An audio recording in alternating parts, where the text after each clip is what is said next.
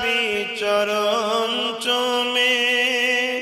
ধন্য এ গোলাপ ফুল সাহাবী চরণ চুমে ধন্য এ গোলাপ ফুল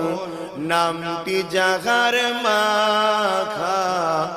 মুহাম্মদ রাসূল আব্বার মাজার জিয়ারতে আম্মা জানের সাথে আব্বার মাজার